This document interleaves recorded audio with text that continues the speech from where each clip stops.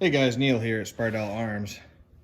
So I'm doing the final assembly on a batch of guns here, and I thought I would show some of the final polishing that goes into the frame and the barrel.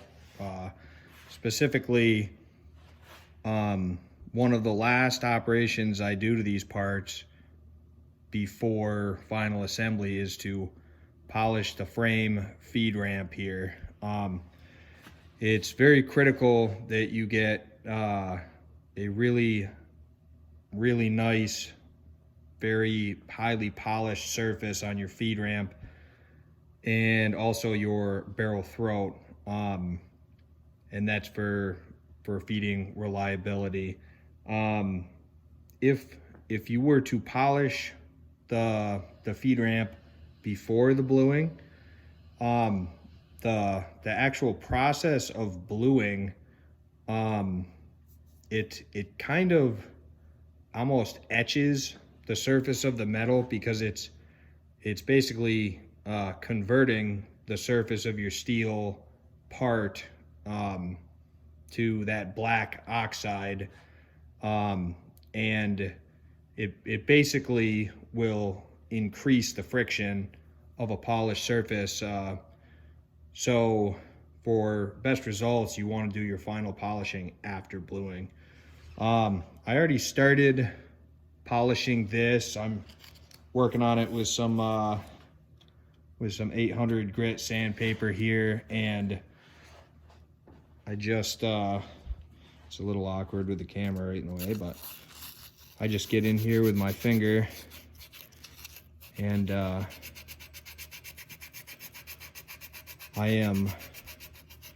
I'm wet sanding right now. So I've got a little dish of water that I can dip the sandpaper in, and just good old elbow grease here to get this sanded and prepped for final polish. And you know, on these extremely high polished surfaces, we always go down to 2500 grit sandpaper before buffing with a little buffing wheel, which is pretty time consuming. It's not bad on a small surface of the gun like this. We used to offer our high polish finish, which we literally hand sanded the entire gun to 2500 grit and buffed it, which was an unbelievable amount of handwork.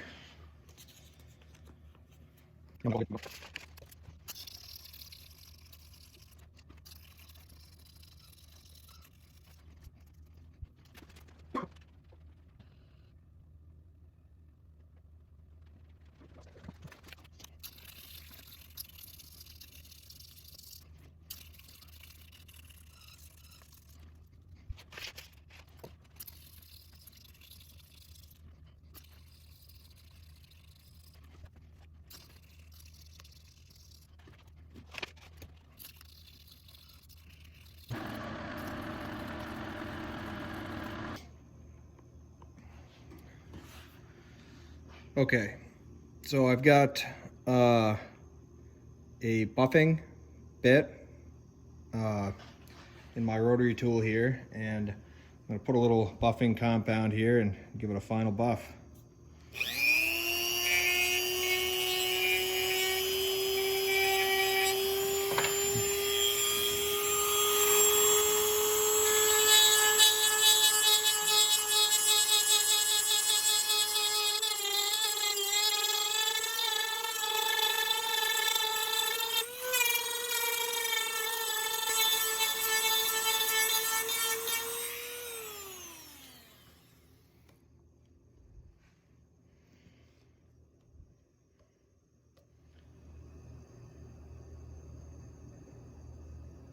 So if the camera will focus on that, it's a very high polished surface now, and you may be able to see kind of blocking the light doing that, but Should be able to see reflections in it. And that's really going to help the feeding reliability of the firearm. So I just have to clean this frame really well before I continue on with the assembly.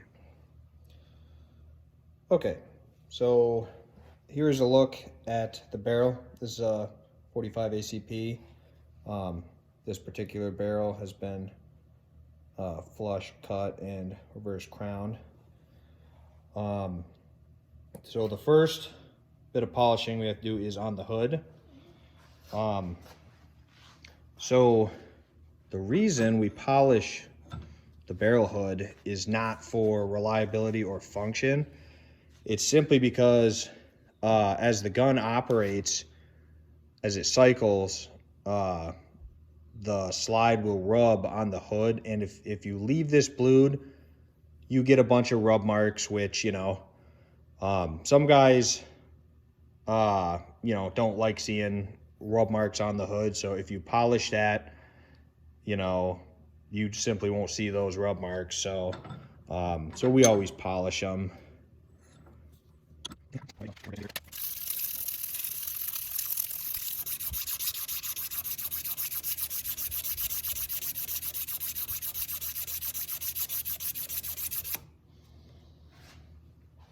Okay.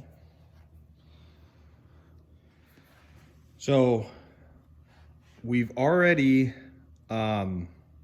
throated the barrel during the fitting process, and we're just gonna again polish the throat and buff it to a really high polish.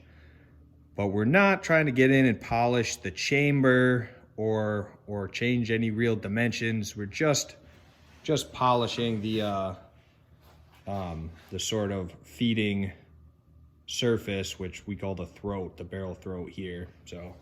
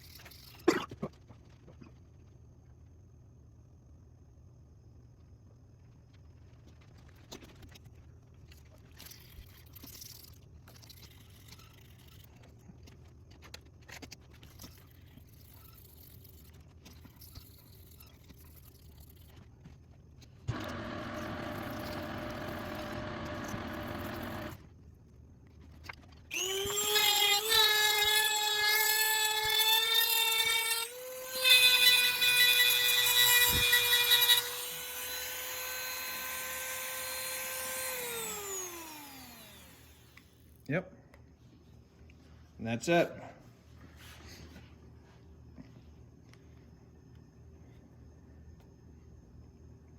So now that the feed ramp and the barrel throat are extremely high polished, it's can't tell over the camera, but the difference in feel is just amazing once you get these parts really polished up, and you know, those rounds are just gonna slip right in there just perfect. And you know, it's just like everything about the way we build 1911s here. You know, we don't do things the fastest way possible or the most efficient, or you know, certainly not high production environment around here. We just do it as good a job as we possibly can, and this is one of the, you know, this is one of the critical features of a reliable gun, in my opinion, is the polishing work for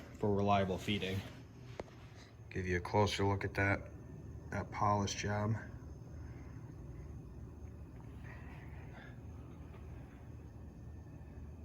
Well, thanks for watching, and if you like this sort of content, please subscribe.